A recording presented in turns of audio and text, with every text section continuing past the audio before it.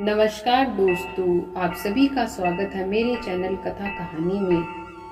आज आपको सोमवती अमावस्या की व्रत की कहानी सुनाने जा रहे हैं। सोमवार को पड़ने वाली अमावस्या को सोमवती अमावस्या कहा जाता है।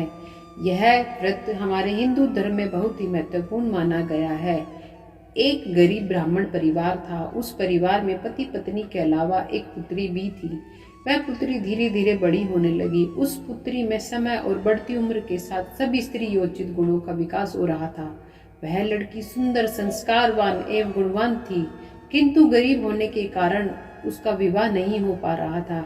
एक दिन उस ब्राह्मण के घर एक साधु महाराज पधारे। वो उस कन्या के सेवा भाव से काफी प्रसन्न हुए।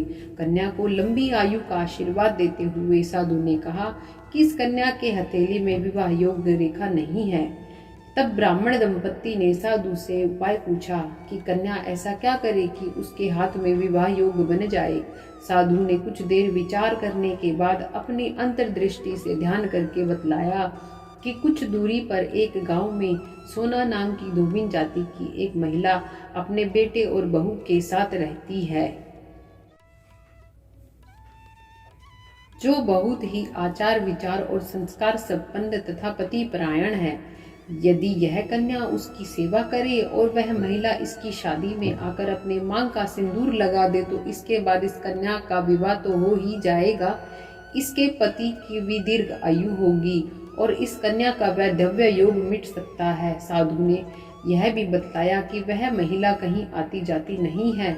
यह बात सुनकर ब्राह्मणी ने अपनी बेटी से धोबिन की सेवा करने की बात कही। अगले दिन कन्या प्रातःकाल ही उठकर सोना धोबिन के घर जाकर साफ सफाई और अन्य सारे काम करके अपने घर वापस आ। एक दिन सोना धोबिन अपनी बहू से पूछती है कि तुम तो सुबह ही उठकर सारे काम कर लेती हो और पता भी नहीं चलता। बहू ने कहा, माँ जी, मैंने तो सोचा कि आप ही सुबह उठकर सारे काम खुद ही खत्म कर लेती हैं। मैं तो देर से उठती हूँ। इस पर दोनों सास बहू निगरानी करने लगी कि कौन है जो सुबह ही घर का सारा काम करके चला जाता है। कई दिनों के बाद धोबिन ने देखा कि एक कन्या मुंह अंधेरे घर में आती है और सारे काम करने के बाद चली जाती है। जब वह जाने लगी तो सोना धोबिन उसके पैरों पर गिर पड़ी। पूछने लगी कि आप कौन हैं और इस तरह छुप कर मेरे घर की चाकरी क्यों करती हैं। तब कन्या ने साधु द्वारा कही गई सारी बात बताई। सोना धोबिन पति परायण थी, उसमें तेज था। वह तैयार हो गई। सोना धोबिन के पति थोड़ा अस्वस्थ थे। उसने अपनी बहू से अपने लौट आने तक घर पर ही रहने को कहा। सोना धोबिन ने जैसे ही अपने मांग का सिंदूर उस कन्या की मांग में लगाया, उसका पति मर गया। उसे इस बात का पता चल गया। वह घर से निराजल ही चली थी। यह सोचकर कि रास्ते में कहीं पीपल का पेड़ मिलेगा तो उसे भंवरी देकर और उसकी परिक्रमा करके ही जल ग्रहण करेगी। उस दिन सोमवती अमावस्या थी। ब्राह्मण के घर मिले पूरे पकवान की जगह उसने ईंट के टुकड़ों से 108 बार भंवरी देकर 108 बार पीपल के पेड़ की परिक्रमा की और उसके बाद जल ग्रहण किया। ऐसा करते ही उसके पति के मुर्दा शरीर में वापस जान आ गई। धोबिन का पति वापस जीवित हो उठा। इसलिए सोमवती अमावस्या के दिन से शुरू करके जो व्यक्ति हर अमावस्या के दिन भंवरी देता है, उसके सुख और सौभाग्य में वृद्धि होती है।